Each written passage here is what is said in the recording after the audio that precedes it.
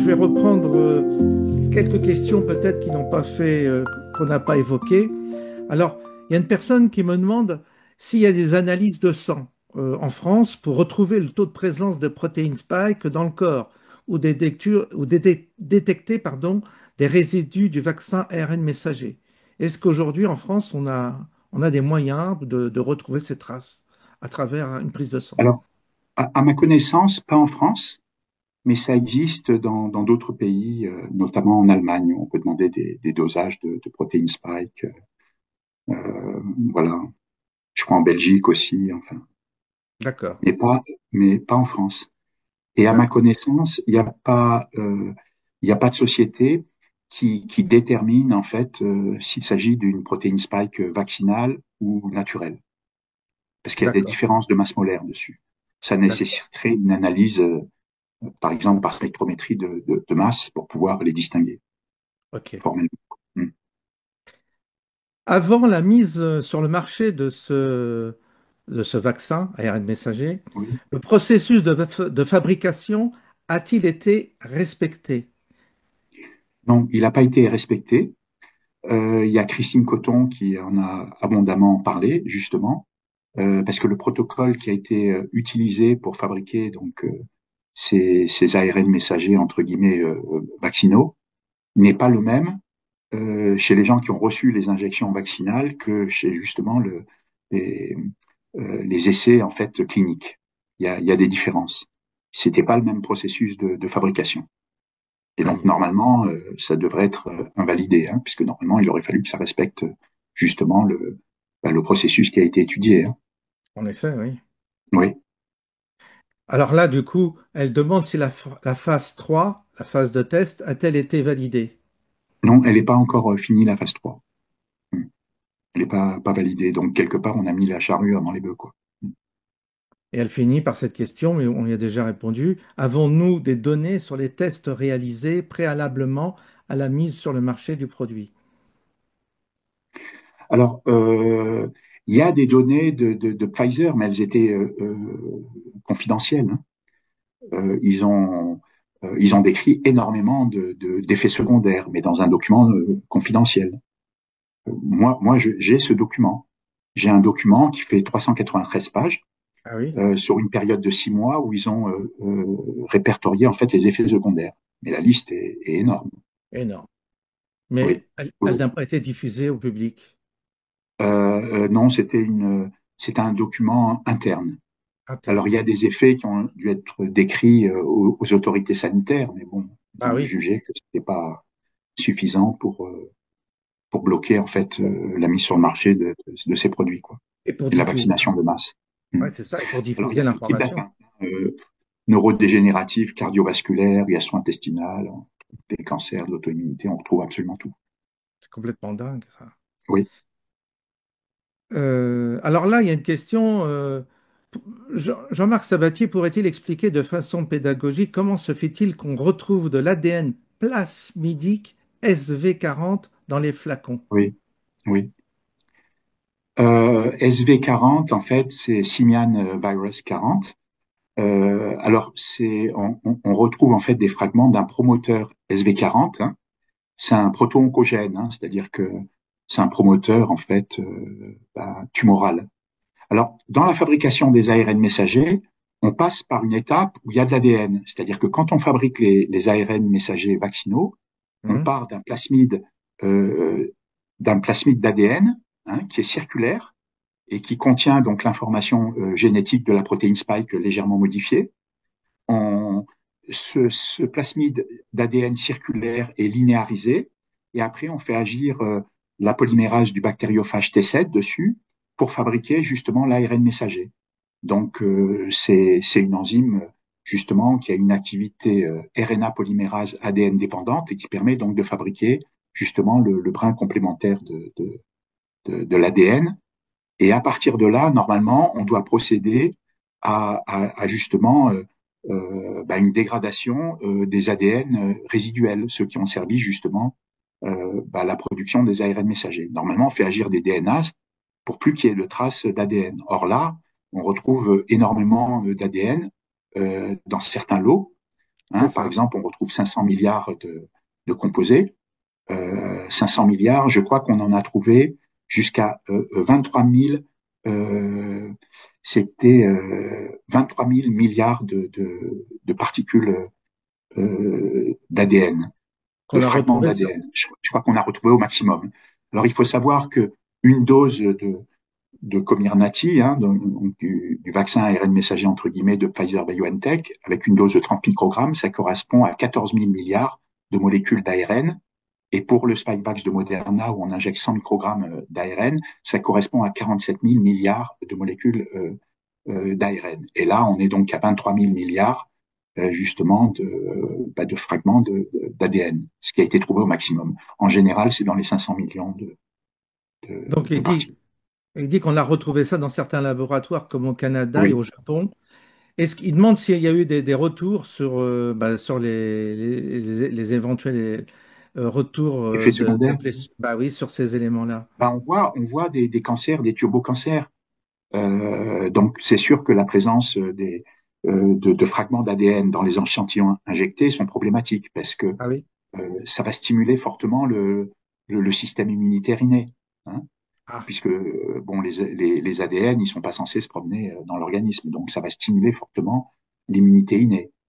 Bon, en plus, ce sont des promoteurs du SV40 de proto-oncogènes, donc bah, c'est favorable à l'insertion en fait de fragments d'acide nucléique dans le génome, et c'est favorable au développement de cancer. En plus, la protéine spike qui va être produite à partir de ces ARN messagers, eh ben, en se fixant potentiellement donc sur le récepteur ECA2 cellulaire, provoque cet excès donc d'angiotensine 2 qui suractive ATR et donc ce récepteur ATR suractivé, comme il contrôle justement la différenciation et la multiplication cellulaire, il va être aussi à l'origine, quand il est dérégulé, justement de cancer. Donc en gros, les cancers, les turbocancers qu'on peut voir chez des personnes qui partent en vrille suite à une injection vaccinale, ça peut provenir justement de la présence de fragments d'ADN qui devraient normalement ne pas être là, et puis la suractivation justement du système rénine-angiotensine et du récepteur AT1R qui est le récepteur délétère. j'ai une question qui est intéressante, c'est ça, on ne l'a pas évoqué, c'est la transmission. Est-ce qu'il peut y avoir des transmissions, quelqu'un qui n'est pas vacciné, est-ce qu'il peut être contaminé par une autre personne qui, elle, a été vaccinée à Oui, travers c'est le des rapports shedding. intimes, etc. Oui, c'est le shedding. Il y a Hélène Banoun qui en a beaucoup parlé, notamment. Alors c'est un phénomène qui existe. C'est une transmission en fait aéroportée, quelque part. Ça peut être une transmission, je veux dire, par la toux, par les voies aériennes. Et puis il y a aussi la présence d'éléments justement du virus qu'on peut retrouver au niveau du liquide séminal. Et donc, il est à craindre qu'il puisse y avoir une transmission aussi sexuelle, oui, des éléments du vaccin, parce que c'est présent, c'est fortement présent. Je veux dire, les organes reproducteurs sont très très riches en récepteurs ECA2 et en éléments du système rénine-angiotensine. C'est très très présent. Et donc, la transmission sexuelle, pour moi, est tout à fait possible. Elle est à craindre. Eh ben, Après, il est présent aussi dans la sueur, dans diverses sécrétions. Donc le shading, le shading est déjà décrit pour un certain nombre de virus. C'est pas, je veux dire, c'est un phénomène qui a été étudié et puis qui existe. Maintenant, il est difficile de savoir vraiment la part du shading en fait dans la transmission interindividuelle, quoi, entre une personne vaccinée et une personne qui n'est pas vaccinée. théoriquement, là, c'est une supputation. Pour l'instant, on n'a pas d'études sur cette question-là. Il n'y a pas d'études scientifiques sur ça. Non, pas à en tout cas pas pour le SARS-CoV-2. OK. Ensuite, j'ai une autre question concernant, bah oui, mais ça on avait plus ou moins répondu. La personne nous demande si vous connaissez les animaux soumis à ces injections pour le moment. On avait parlé de l'inventaire, vous me disiez que pour l'instant on ne sait Ah oui. pas. On ne sait pas. Alors si, il y en a quand même beaucoup. On sait quand même qu'il y a beaucoup d'animaux qui ont été injectés. Notamment, il y a les canards qui ont Oui, reçu donc pour les canards, ça entre on est guillemets des courant. vaccins ARN messagers auto-amplifiants. Hein. Oui, L'ATU a été reconduite. Il y a les volailles aussi dedans. Hein. Il y a les poules. et On et les sait par poules. exemple que sur le continent américain, on sait que par exemple il y a les porcs qui ont reçu des vaccins ARN messagers auto-amplifiants. Les volailles aussi, et puis les ovins et les bovins. Hein. Donc il y a beaucoup d'espèces animales qui ont déjà reçu Qui ont déjà reçu, des injections à ARN messager, oui, ce qui et veut dire souvent qu'on peut, ouais, auto-amplifiants. s'auto-amplifiant, ce qui veut dire que dans certaines viandes importées, on peut retrouver ces Ah éléments-là. oui, oui, c'est le gros risque, oui, C'est effectivement. le gros risque, hein. Mm. Euh, mais- alors, oui, mes enfants et petits-enfants et familles et amis ont été injectés. Je voudrais connaître la liste des produits ainsi que les doses par tranche d'âge. Alors, elle pose surtout la question, c'est combien de temps le produit reste dans le corps de toutes ces Oui. personnes qui se font injecter, c'est ça. Alors, l'ARN messager, il a toujours été dit qu'il était dégradé très rapidement, hein, que l'ARN messager survivait juste le temps de la traduction en protéine spike et qu'après il était éliminé. En fait, c'est complètement faux. On sait que cet ARN messager peut survivre des semaines, voire des mois. Et pour la protéine spike vaccinale, elle a pu être détectée après 2 ans et demi chez une personne injectée. Et donc, on est sûr que c'est de la protéine spike qui est produite en fait par les ARN messagers entre guillemets vaccinaux, puisqu'elle n'a pas la même masse en fait. Elle est différente de la protéine spike issue du Ok, virus. Donc, on d'accord, en est à 2 ans et demi pour la spike. d'accord. Bon, ça déjà, on répond à la question. Ensuite, une question a été posée. Alors, j'ai une question. Voilà. J'ai vu passer cette info que les vaccins de la société Pfizer n'étaient pas les mêmes pour tout le monde. À savoir que 5% des doses ont produit plus de 50% des effets secondaires de mineurs à très graves. Si c'est vrai, ça veut dire qu'un test de toxicité a été effectué sur ceux qui sont concernés. La traçabilité des injections ayant été archivée, corrélation dose, personnes injectées, les résultats sont forcément connus. D'autres doses étaient plus légères et n'ont prouvé aucun effet secondaire notable ou décelable. Donc voilà, la question c'est Oui, sur ces fameuses distinctions à faire entre les différentes doses. oui, c'est vrai. C'est vrai.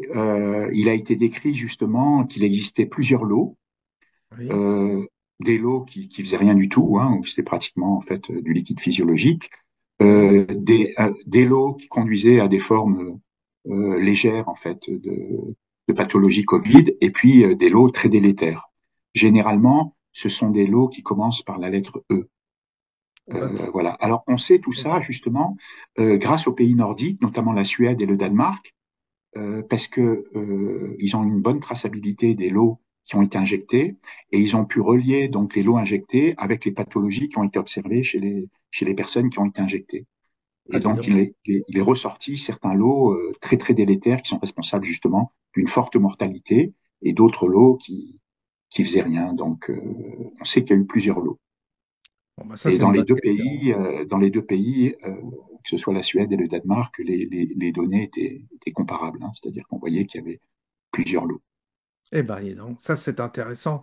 C'est intéressant, Oui, c'est une bonne question parce que ça n'a pas été évoqué et pourtant, non, comme vous dites, si ça a été fait dans certains pays nordiques, ça n'a pas été fait visiblement chez nous, quoi, en France. mm,